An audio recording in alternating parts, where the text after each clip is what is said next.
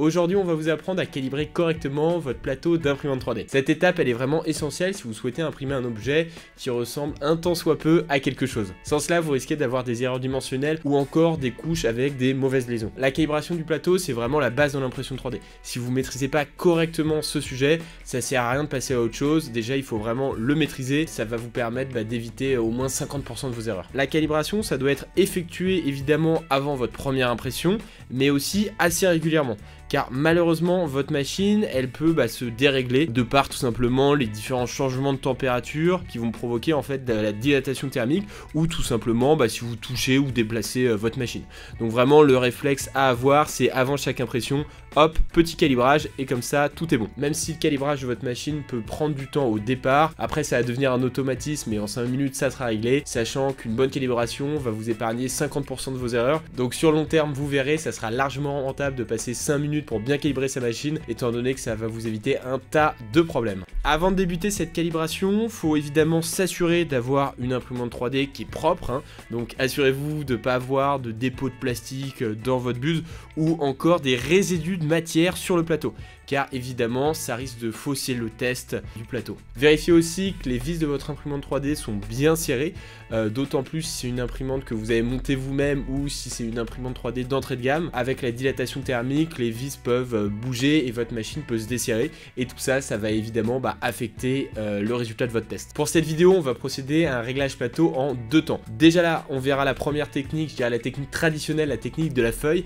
et ensuite on verra une méthode un petit peu plus poussée avec le slicer pour vraiment avoir un paramétrage parfait. Technique de la feuille.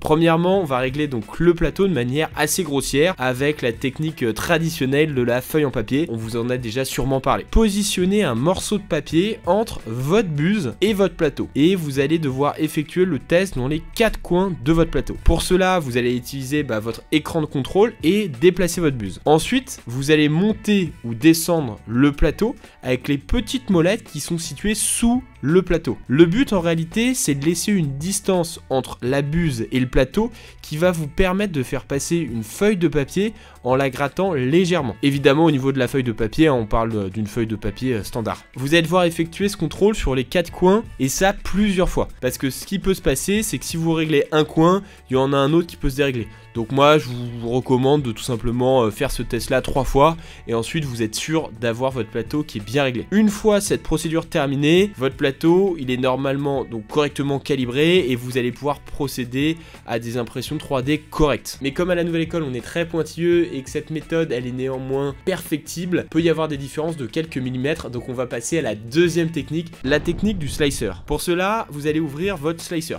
En soi, on peut le faire sur tout type de slicer, mais nous, on va prendre le cas du slicer Cura, étant donné que c'est le slicer le plus utilisé. Pour ce slicer, vous allez tout simplement aller dans Extension, et vous allez télécharger l'extension Part for Calibration. C'est une extension qui va vous permettre d'imprimer directement des pièces de test. Vous allez voir, c'est super pratique, vous pouvez faire plein de pièces de test, comme des tours de température par exemple, mais c'est pas le sujet de la vidéo. Nous, on va s'intéresser au modèle Bed Level Calibration, donc qui est dans cette extension. Vous allez le télécharger. Évidemment, si vous n'utilisez pas Cura, vous pouvez tout simplement trouver ce modèle Bed Level Calibration gratuitement disponible. Il suffit de le taper bedlevelcalibration.stl et vous allez trouver des fichiers gratuitement disponibles sur vos sites de téléchargement préférés. Comme vous pouvez le voir, ce modèle il possède 9 carrés. Et chacun de ces carrés est lié par des traits. Une fois que vous avez donc votre modèle, vous allez tout simplement le slicer pour l'imprimer comme une pièce classique. Une fois imprimé, vous allez pouvoir voir à l'œil nu si le plateau il est correctement calibré. S'il est correctement calibré, il y a tout simplement les carrés et les liaisons qui sont imprimés correctement. Chacune des liaisons colle au plateau, tout est normal. Mais si c'est pas le cas, par exemple, vous avez des traits qui se décollent, qui sont en l'air par rapport au plateau, ou des carrés qui sont écrasés, ça signifie que votre plateau il n'est pas bien calibré. Et là, à ce moment-là, vous devez effectuer des nouveaux réglages, donc toujours avec les petites molettes en dessous, et réimprimer un nouveau test. Vous allez devoir réimprimer des nouveaux tests jusqu'à temps que vous ayez vraiment un résultat qui est parfait. L'intérêt de ce test, c'est que vous allez pouvoir le mettre en place très rapidement. Si vous avez par exemple une Creality Under 3, comme celle qu'on fournit dans nos formations, vous allez pouvoir imprimer cette pièce en 13 minutes environ, donc c'est quand même assez rapide. Et là, vous êtes vraiment sûr d'avoir un plateau qui est parfaitement calibré, contrairement à la méthode de la feuille, qui laisse à désirer, qui est pas parfaite. Je vous conseille donc de faire ce test là avant chaque impression importante. Après, si vous imprimez que des petites pièces, vous n'êtes peut-être pas obligé de faire ce test là en permanence. Donc là c'est vraiment pour des gros objets.